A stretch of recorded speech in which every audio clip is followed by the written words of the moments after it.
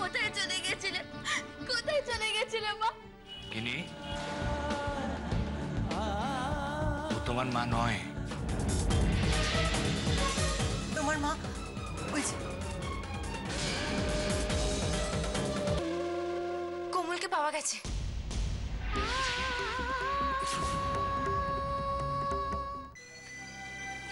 মনে পড়ছে কি যেন কোথাও মনে পড়ছে না। স্যার আপনি এইভাবে আর কতক্ষণ দাঁড়িয়ে থাকবেন?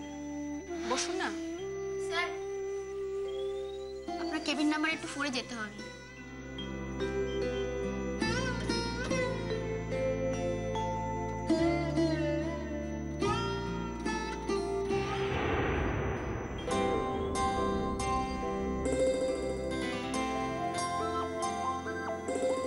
আমাকে একটু সাহায্য করুন না ডাক্তারবাবু। আমার কি মনে পড়ছে না। আমাকে মনে করিয়ে দিন না ডাক্তারবাবু। সাহায্য। এ নাও, এটা খেয়ে নাও। আমি খাবো। আরে এরকম করো না, সকাল থেকে কিচ্ছু খাওনি, খেয়ে নাও। মেসোমশাই এরকম করলে কিন্তু হবে না। আপনি যদি না খান আর কোমল যদি এসে জানতে পারে যে আপনি খাননি কিছু, তখন কি হবে একবার বুঝতে পেরেছেন? কি হবেটা কি? আদিক্ষেতা কি হবে? ও আমারও রাগ করবে, তাই তো আমি তো সেটাই চাই। ও আসুক, রাগ করুক। মানে কি? তার মানে কোমল এখনো আসেনি? না আসেনি। শোনো না, তুমি একটু এগিয়ে দেখবে। আমি কোথায় দেখবো বলুন তো? কোন নার্সিং হোমে আছে না আছে কিছুই তো জানি না। কি করি? মল্লার কিরকম পাগলামো শুরু করেছে। আমি যাই, মল্লারের ঘরে যাই। হ্যাঁ আপনি বরং যান, ওখানে গিয়ে বসুন একটু। কোমলটা যে কোথায় গেল কি জানে বাবা। আর ভুল করব না, আর মাকে ছাড়বই না। ধর ধর, ভালো করে চেপে ধর। একটুখানি মুখে দিয়ে নিন আপনারা। ও মা, এই দেখো এসব আবার কেন?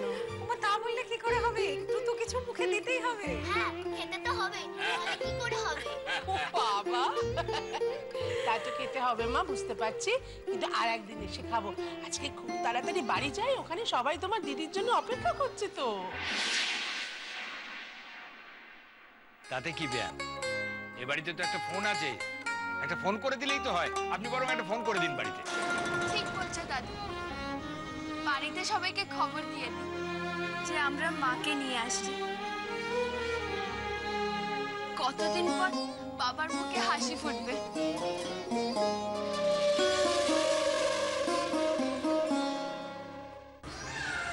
না, এক্ষুনি বাড়িতে গেলে হবে না। ওই বাড়ির সবাইকে আমি ভালো করে চিনি না। ওই বাড়িতে কে কে থাকে, তাদের কোমল কি বলে ডাকে, কিছুই তো জানা নেই আমার।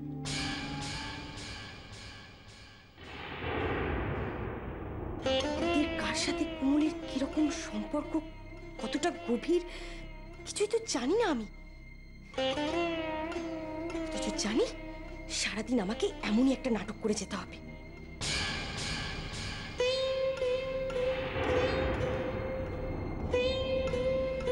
না না, সবকিছু না জেনে কিছুতেই যাওয়া যাবে না ওই বাড়িতে। এসবের জন্য মাথা ঠান্ডা করতে সময় চাই। গিনি, তুই বরং এক কাজ কর, ফোন করে একেবারে তোর বাবাকেই চা, তাকেই বল সবটা। কি খুশি যে হবে।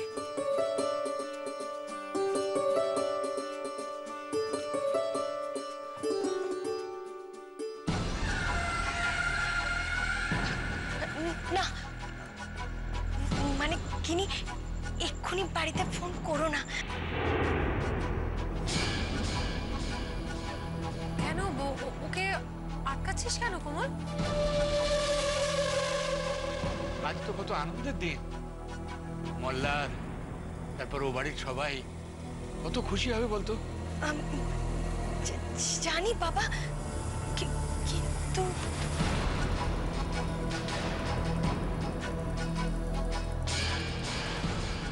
কোমল স্মৃতি ফিরে পাওয়ার জন্য ছটফট করছে। না না, আগে ওকে ডাক্তারের কবর থেকে ছাড়িয়ে আনতে হবে, না হলে কবে ওই ডাক্তার কি ওষুধে ওর স্মৃতি ফিরিয়ে দেয় কে জানে। কিরকম তুই ও বাড়িতে যাবি না? যাবো না কেন, যাবো তো, কিন্তু দিদিকে এই বাড়িতে ফিরিয়ে নিয়ে আসার পর। কি বলছিস তুই কোমল? তুই তুই জানলি মল্লার অত অসুস্থ, তারপরেও তুই? কোমল, আমি আমি যাবো, যাবো পিসিমা।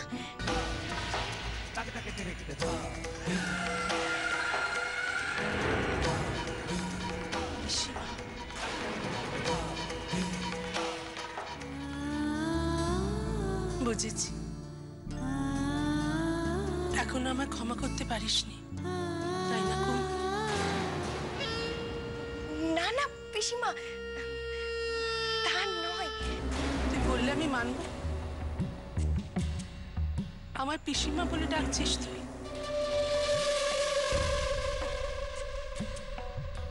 সেই কবে থেকে তোর মুখে সোনামা শুনে শুনে আমি যে তোর বিশ্বাসুরি, সেটাই যে ভুলতে বসেছিলাম কোমল। আর আজ তুই আমাকে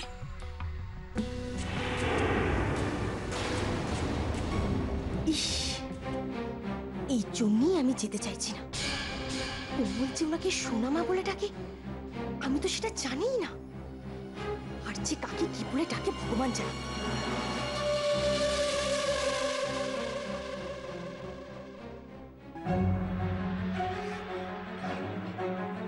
না না সোনামা, আমি কি তাই বলেছি নাকি? ও, তার মানে তুই মল্লারকে এখনো ক্ষমা করতে পারিস না? না সোনামা, আমি ওনাকে ক্ষমা করার কে? আমার জায়গা তো ওনার পায়ের নিচে, বলো। আর জানো তো সোনামা, আমার দিদিকে নিয়ে খুব ভয় করছে।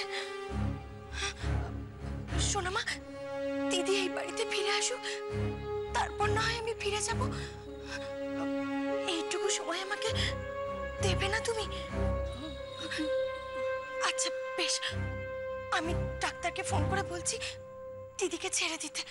সে কি রে, এত তাড়াতাড়ি ছেড়ে দেবে কি করে? হতেই হবে। না, আচ্ছা বাবা, তোমরা বুঝছো না কেন? দিদির চিকিৎসা ওই নার্সিং হোমে নেই, আছে আছে এই বাড়িতে। দিদিকে যত ওর পুরনো কথাগুলো মনে করানো হবে, মুম্বাইয়ের কথা মনে করানো হবে, ওর ততই সবকিছু তাড়াতাড়ি মনে পড়ে যাবে। দরকার হলে ওকে মুম্বাই নিয়ে যেতে হবে। তোমরাই বলো বাবা, ডাক্তারবাবু কি অত কিছু জানেন যে ওকে বলবেন? না না, এটা কিন্তু কোমল একদম ঠিক বলছে। মানে মা আজকে যাবে না? না, আজকে তোর মা বাড়ি যাবে না। তোর মা বাড়ি যাবে কালকে, তার কারণ আমরা বড়রা কালকে দুটো উৎসব একসঙ্গে পালন করব। কি বেআই মশাই, আপনার বড় মেয়ে তার নিজের বাড়িতে ফিরবে যেমন, তেমনি কালকেই আপনার ছোট মেয়েও তার নিজের বাড়িতে যাবে। ওদের না হওয়া বউ ভাত আমরা কালকে বড়রা সবাই মিলে একসঙ্গে পালন করব। সেই জন্য কাল আপনাদের বাড়ি সত্য সববার ও বাড়িতে নেমন্তন্ন। কি গিনি, ঠিক বলেছি? ইয়েস, আর সবার সামনে বাবা মাকে সিঁদুরও পরাবে। কি মজা, কাল কোমল দিদির প্রভাত হবে। বেশ, তাহলে তাই হবে। দাঁড়াও, আমি একটু গৌরীকে ডাকি। হ্যাঁ দেখি মা, গৌরী, গৌরী কোথায় গেলে? এই বুড়ো ভামটা আবার ঘটা করে সিঁদুর পড়াবে। সহ্য করে নিতে হবে তোকে করি, কারণ বুড়ো হলেও বড় লোক। ওই বুড়ো মল্লার সেনের পকেটেই আছে তোর সাফল্যের চাবিকাঠি।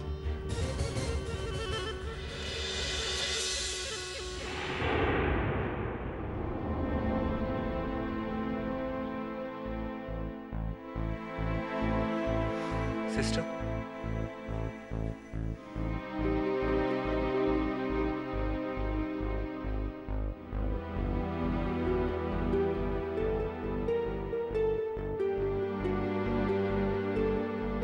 উনি ঘুমের মধ্যে আর কিছু বলেছেন?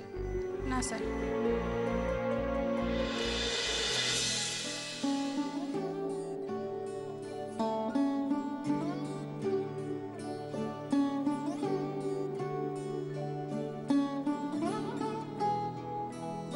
স্যার আপনি কি এখন এখানেই থাকবেন?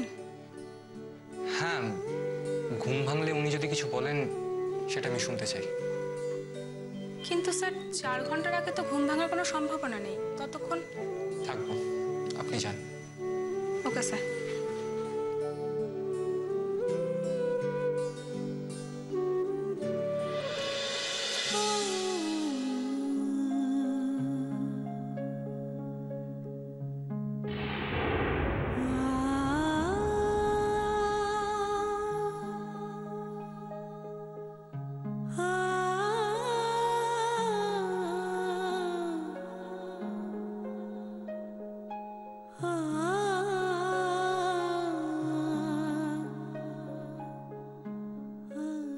যাক বাবা, শান্তি পেলাম মনে।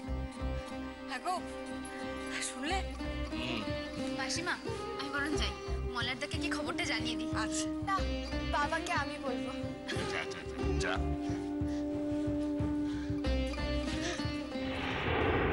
গিনি, কোমল আজকে আসবে না? মল্লার, তুই উঠলে কেন? তোর শরীর না খারাপ। মা, আমি ঠিক আছি। আমি তোমাকে ঠিক তো হতেই হবে। চলো বাবা, কালকের মধ্যে তোমাকে ভালো হয়ে যেতে হবে। হ্যাঁ ঠিক বলেছিস, বলো তো, বসো। কারণ কাল মা চলে আসছে।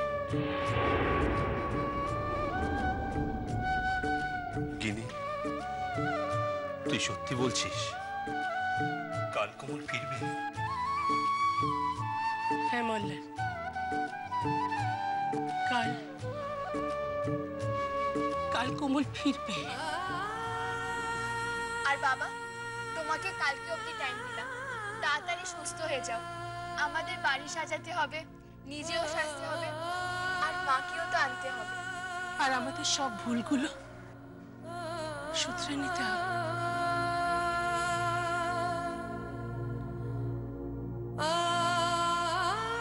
কোমলের মাথার সিঁদুরটা মুছে দিয়ে তুই যে ভুল করেছিস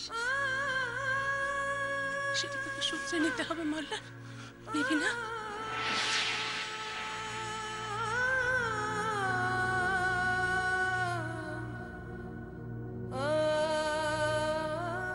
শুধরে নেব পিসি, শুধরে নেব আমি। একবার শুধু কোমল ফিরে আসুক, আমি সব শুধরে নেব। এই ঘরে কিন্তু নতুন পর্দা লাগাতে হবে। যা, সবকিছু কি বদলে দেবে নাকি? আমি বাবা আর কোনো ঝুঁকি নিতে পারবো না। কালকে কোমল এলেই একেবারে এই ঘরে পাঠিয়ে দেবো, দুজনে মিলে এই ঘরে থাকবে। এই ঘরটা একটু সাজিয়ে গুছিয়ে দিতে হবে তো নাকি? মাসিমা, হ্যাঁ, এই শাড়িগুলো কিনে দিল। ও ওটাই আলমারিতে রাখ। আলমারি তো স্ত্রীর শাড়িতে ঠাসা, কিন্তু তাহলে ওইগুলো সরিয়ে ফেলতে হবে। ওখানে তো কোমলের শাড়ি রাখতে হবে, এই ঘরে তো আর আলমারি ঢুকানো যাবে না।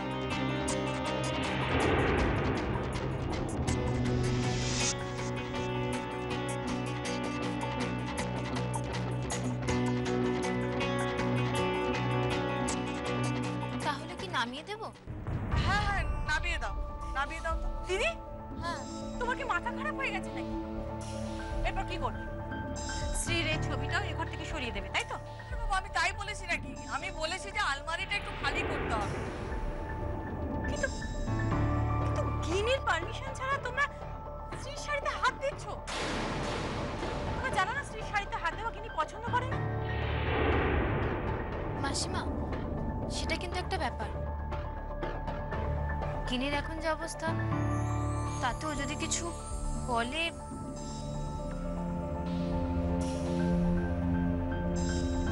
ওই শাড়িগুলোতে হাত দেবে না।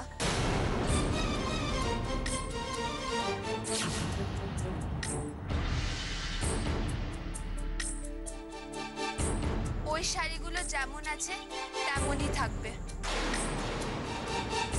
কিন্তু কোমলের শাড়িগুলো তার ব্যবস্থা আমি করব। দেখেছো দিদি, আমি জানতাম গিনি কখনোই চাইবে না স্ত্রীর শাড়ি সরিয়ে দেওয়া হোক। চাইবো নাই তো, কারণ এই শাড়িগুলো এইবার থেকে কোমল মা পরবে।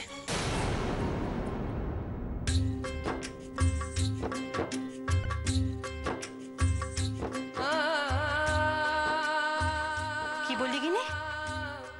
ওই শাড়িগুলো? হ্যাঁ, কোমল মা পরবে। মামি, তুমি এই সব শাড়িগুলো আলমারিতে গুছিয়ে রাখো, কারণ এইবার থেকে এই শাড়িগুলো আমার মা পরবে।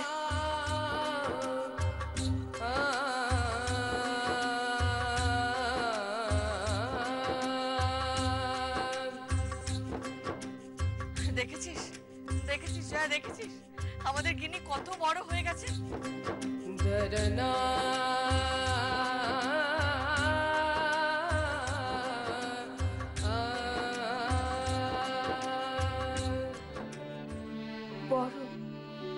বড় না হলেই বোধহয় ভালো হতো।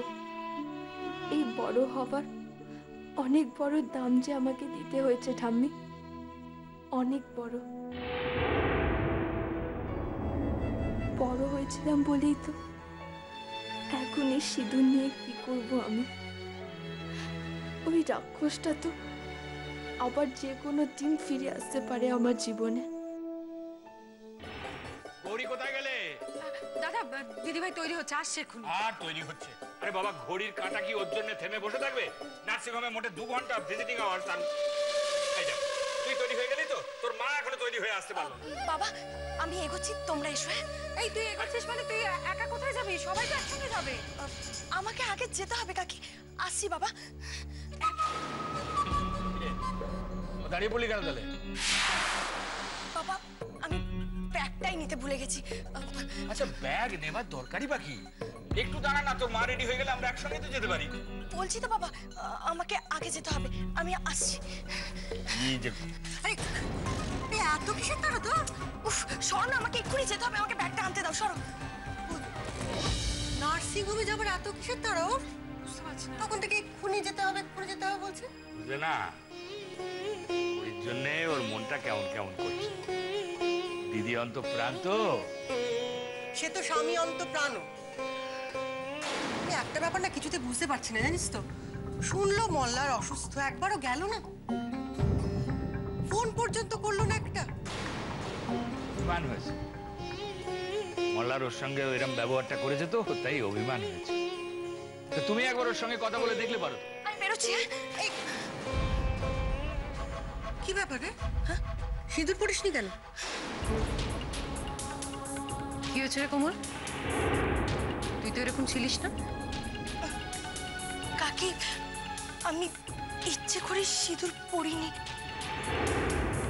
ইচ্ছে করে সিঁদুর পর? কেন?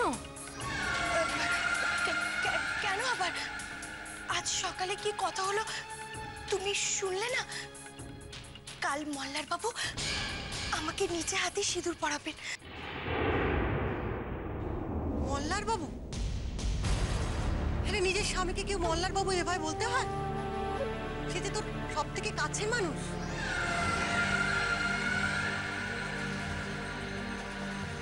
তুই কি এখনো অভিমান করে আছিস?